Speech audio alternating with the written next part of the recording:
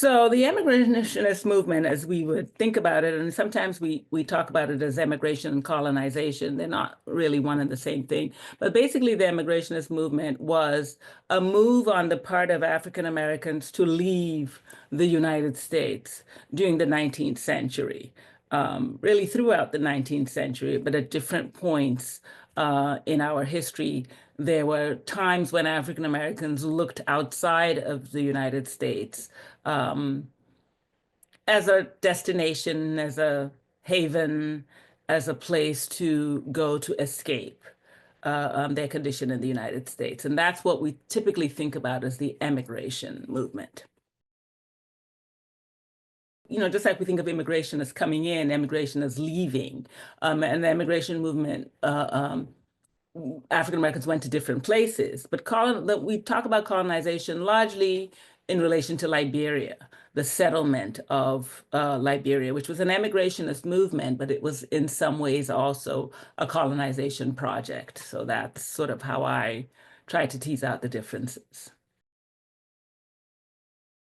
So different reasons, although similar. So Sierra Leone was the site of emigration because it was at the beginning of the 19th century, a part of the British Empire, at least a small piece of Sierra Leone, not the whole, what is the whole country, that a small portion of Sierra Leone was part of the British Empire. And after the American Revolution, many African Americans who had fought on the side of the British were evacuated out of the United States. Some went to Canada, some went to England. And some of those groups at the end of the 18th, early 19th century ended up settling in Sierra Leone. So Sierra Leone becomes a site of emigration in that way. So it's not directly you could argue, from the United States in that early period. Later on, of course, during the 19th century, individual African Americans who were attracted to Sierra Leone as a destination because there was already a settlement there of African descended people. Now, Liberia is though settled in the early 19th century, so around similar time as Sierra Leone, is a completely different project of colonization or emigration. This is the result of the foundation of the American Colonization Society in the United States, which is an organization that's founded by a preacher from New Jersey, a white man who decides that African Americans can get a fair shake here, perhaps offering them the chance to leave might be an option. I must qualify that it's offering the chance to free Blacks, free and freed Blacks, not those who were enslaved. So this is not a large-scale movement to get rid of African Americans or to deport them, even though many African Americans saw the American Colonization Society as a deportation or scheme or an organization that attempted to deport. It really was targeting free Blacks. And that was the genesis of Liberia. Its first settlers were African Americans who went to Liberia as under the auspices of the American Colonization Society. So there are small numbers of African Americans went to Haiti in the wake of the Haitian Revolution, free nation, right? So Haiti was a destination. The Caribbean, Trinidad in particular, a small number of African Americans went to Trinidad and Mexico later in the century. And of course, Canada, right? Which we don't really think of Canada as part of an emigrationist project. We largely think about Canada as a place where runaway people who were enslaved ran away and escaped to. But arguably, we could talk about Canada as a destination for those who sought to emigrate. So, I mean, I think that, you know, African Americans have been looking to at different points in our history. African Americans have looked to leave the United States for a variety of reasons. Of course, the late 18th century, that large scale, perhaps you might call it large scale in relation perhaps to other time periods, when those who had fought on the British side were, you know, left. I mean, that was, you know, you could think about that as a larger scale movement. But even before that, there were in the North, African Americans, Rhode Island was a site where in the late 18th century, African Americans petitioned to leave, not in large numbers, but in small numbers. So there's always been arguably what we might think of as an emigration sentiment in pockets of the African American community in this country. At various moments, we can see it peak, right? It ebbs and flows, so we can talk about it in that way. And so we can look at distinct periods when there's interest among African Americans in leaving, in emigrating, right? And I would argue, and I'm certainly not an expert on Haiti, but I would argue that, the independence of Haiti, right? Haiti becomes its first Black nation in the Western Hemisphere. And it's a pull to those who are seeking freedom, right? Because I mean, I think uh, um, the emigrationist idea or the desire to emigrate comes from a push, right? From conditions in this country, slavery, marginalization, discrimination, racism, right? So that's the push. But for Haiti, I think the pull is here's this independent nation that is attracting African Americans. Again, not in large numbers, not in the way we see Liberia. Obviously, there's a language barrier, right? And there may be other reasons why Haiti might not have been attractive, but definitely the pull of an independent nation is what I would say Haiti was about.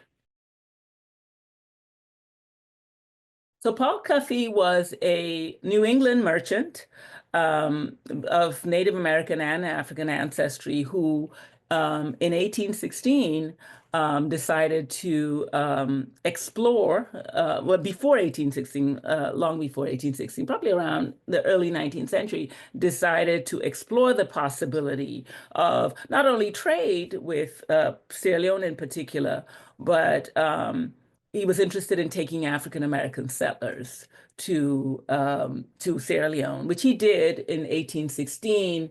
He took a group of African American settlers, a small group of African American settlers to Sierra Leone. His hope was to do more of that. He died fairly early, and so never had the opportunity to do that. But that's who Paul Cuffe was. So this was sort of an independent venture outside of the American Colonization Society, even though 1816 is actually the year the American Colonization Society is founded. So it's interesting that that's also the year that Cuffe takes these settlers there. But he does not take them under the auspices of the American Colonization Society. He takes, this is an independent venture.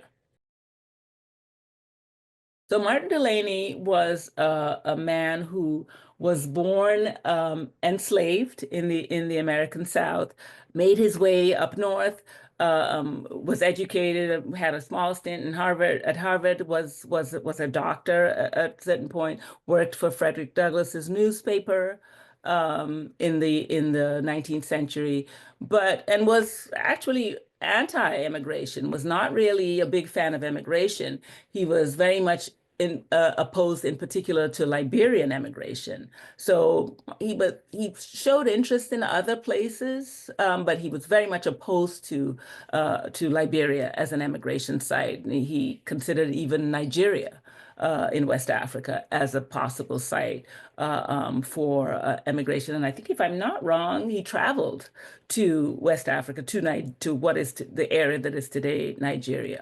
Later on, he came around and became a supporter of immigration to Liberia. But in the 1850s, he was one of the proponents, along with people like Henry Highland Garnett, Alexander Crummell, were proponents of immigration to Africa.